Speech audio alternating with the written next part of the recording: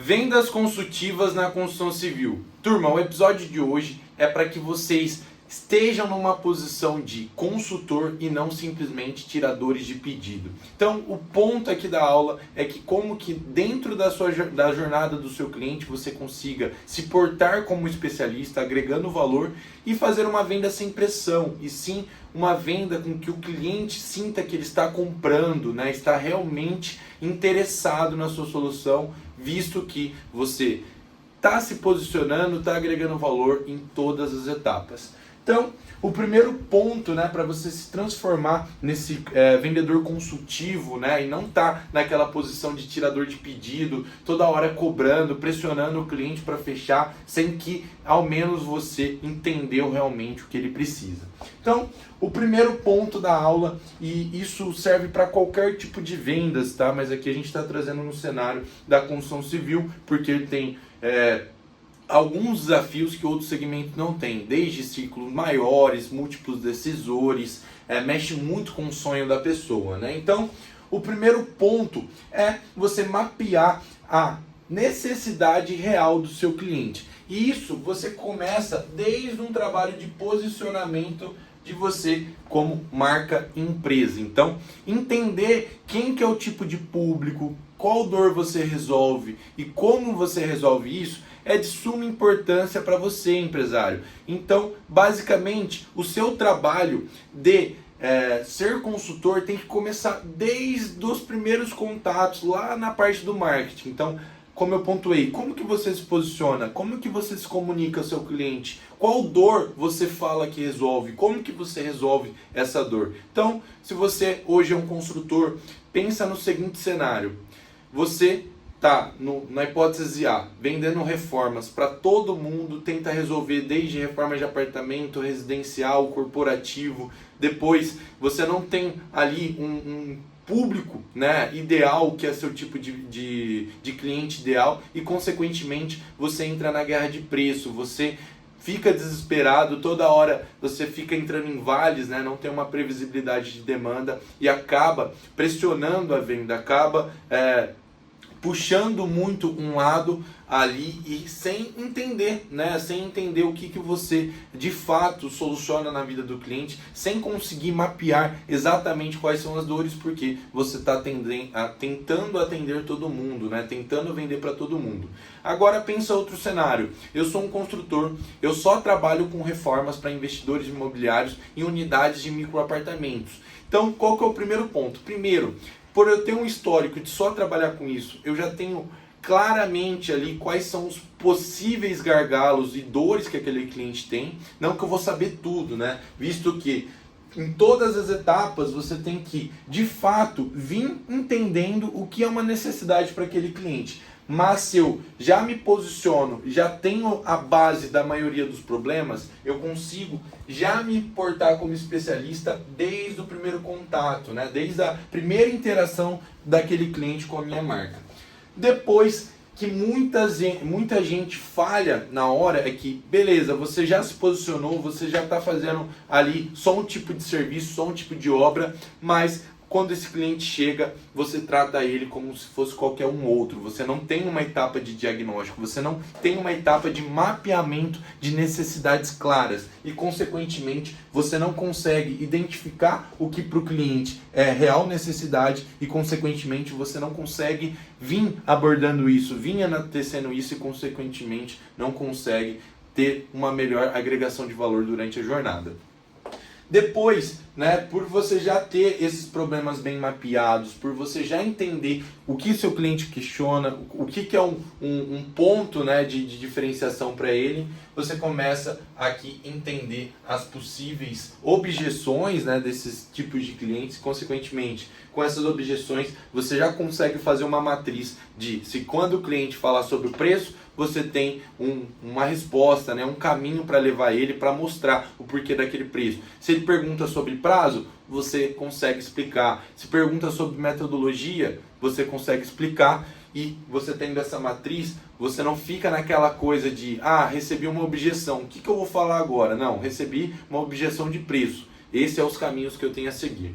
Então, você fazer um mapeamento claro da necessidade do seu cliente, desde na hora de você se posicionar e comunicar, na hora de fazer um diagnóstico e, consequentemente, depois de todo esse histórico, já sabendo quais gargalos e dores ele tem na jornada, você já começa a se posicionar como um expert, um consultor e não um tirador de pedido. Aqui é de suma importância, né, quando você tem esse histórico de clientes nichados, você começa a criar cases de sucesso e começa a identificar o que você gerou de benefício na jornada dos seus clientes anteriores. Tendo isso, você já consegue, a partir do diagnóstico, identificar qual que é a real necessidade do seu cliente e, através, né, dos seus cases de sucesso, ancorar, agregar e mostrar para ele que se ele fizer a obra com você, ele vai evitar e vai ganhar tais benefícios. Olha, cliente, eu tenho um outro cliente que estava na mesma situação que você. Ele estava também optando por fazer uma reforma mais barata, mas a gente conseguiu primeiro evitar custos extras, né, que toda obra, se você não fizer ali de uma maneira bem amarrada, sempre vai existir. Se você tenta fragmentar muito a jornada, eu vou contratar um pedreiro, depois um eletricista, depois um marceneiro, sempre vai faltar um controle e uma gestão sobre a sua obra e, consequentemente, o seu cliente vai pagar mais. E se você tem essas informações e tem cases de sucesso, você consegue apresentar para ele e mostrar ali de uma prova social do que acontece caso ele não feche com você, e dessa maneira você se posiciona como um consultor, como um avaliador, como um entendedor da necessidade do seu cliente. Então, a partir de tudo que você vem fazendo, você entendendo essa lógica de jornada, de o que você agrega em todas as etapas, você começa a criar esses cases e, consequentemente, trazer mais clientes.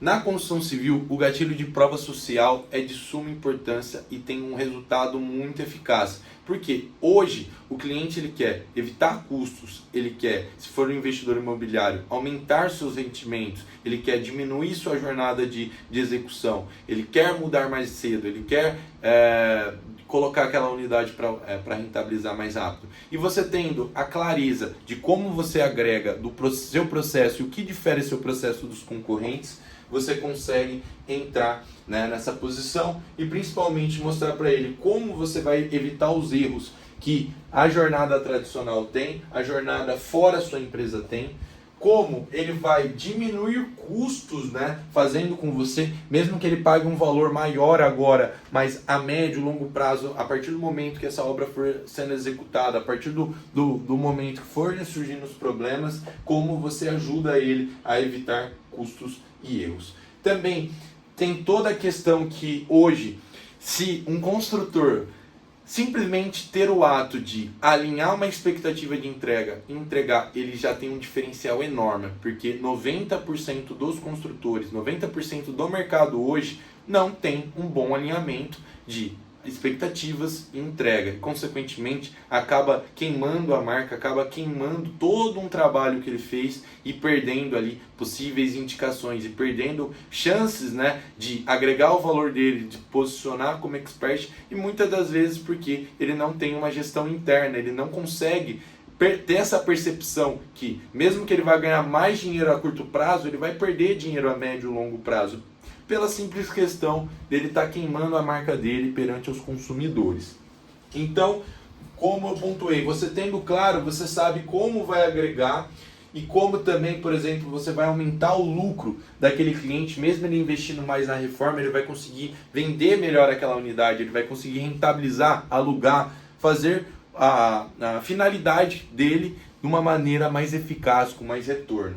E sem precisar, por exemplo, ter tanta manutenção. Então, fulano, eu entendo que você quer gastar menos na reforma, mas se eu coloco esse tipo de marcenaria, em 2, 3 anos você vai ter que ter uma manutenção e isso vai gerar um custo, a sua unidade vai ficar parada, você vai ter mais trabalho e, consequentemente, esses 7 mil, por exemplo, que você está querendo reduzir de custos agora, vai voltar muito mais caro para você lá na frente. Então, você entendendo como, a partir dos outros clientes, como você de fato agrega, você começa a se posicionar, você começa a estar nessa posição de análise para o cliente e mostrar a direção que você está levando ele e os outros caminhos, o que aconteceria caso ele tomasse essa direção. E uma coisa muito importante que faz um diferencial enorme para você se portar ali como vendedor consultivo é de fato se comportar como um guia, mostrar para ele. Pensa o seguinte cenário: eu vou te dar uma carona, você entra no carro, na realidade, me confundi aqui, mas pensa no cenário. Você entrou no meu carro, a gente está indo para um lugar, eu não te falo para onde a gente está indo. Qual que seria a sua reação? Primeiro ponto, você ficaria desconfiado, simplesmente porque você não sabe para onde você está indo, você não sabe para qual jornada, para qual destino. E a mesma coisa com o seu cliente. Se você não mostra para ele a sua jornada ali de venda, se você não deixa etapas claras, bem definidas, esse cliente fica solto e muitas das vezes você vai perder ali a atenção dele, você vai perder ali o interesse dele por simplesmente não conduzir ele de uma maneira ideal. Agora, o outro cenário: você entrou no meu carro, eu te passei quantos quilômetros falta até o destino, eu te expliquei o destino, eu te expliquei as etapas até o destino. Então a gente vai parar num posto, depois vai almoçar, depois vai passar em tal loja que eu preciso, e aí sim você chega no seu destino.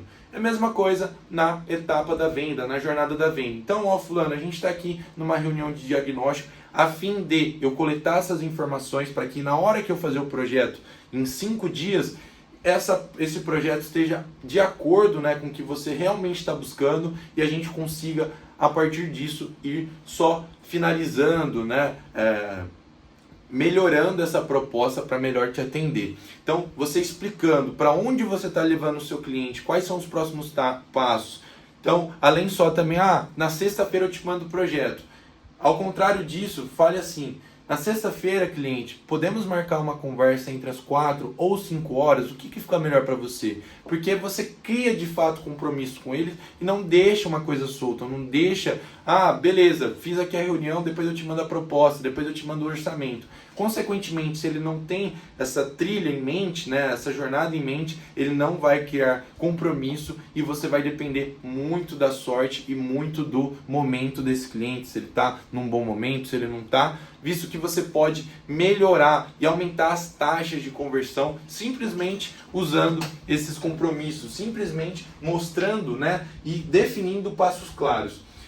Aqui, outra questão também de suma importância é que em toda etapa, né, desde o primeiro contato, desde uma reunião por vídeo, desde uma ligação, você, com essa ideia de ter interesse genuíno nas necessidades, ser posicionado como expert, você em cada etapa agregar valor para ele, mesmo que esse cliente não feche com você. Por quê?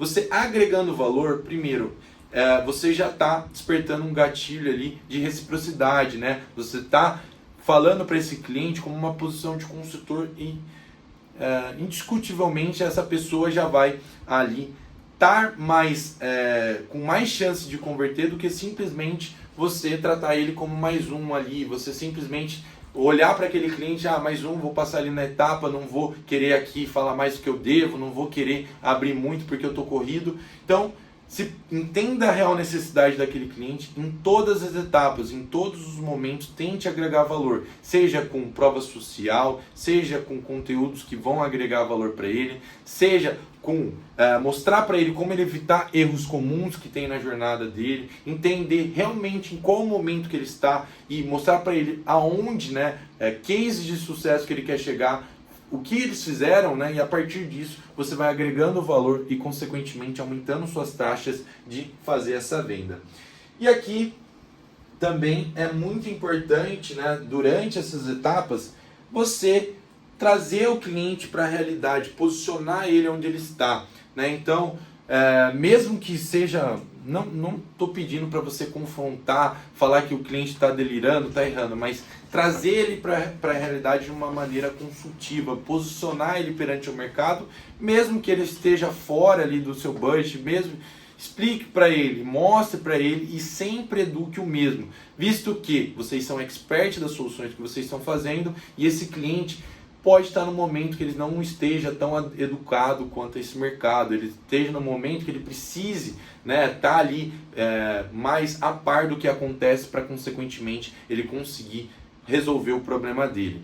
Então, pessoal, no vídeo de hoje Basicamente isso, tenha sempre em mente essa posição de consultor e não tirador de pedido. Entenda que para você ser um consultor, primeiro você tem que entender da dor do seu cliente muito bem e não simplesmente, vou nichar aqui, vou só atender esse tipo de obra porque eu gosto e tá por isso. Não, você tem que entender, você tem que estudar, você tem que ver casos, tem que fazer na prática para consequentemente você ter essa expertise e se posicionar como um consultor, como um expert da sua solução.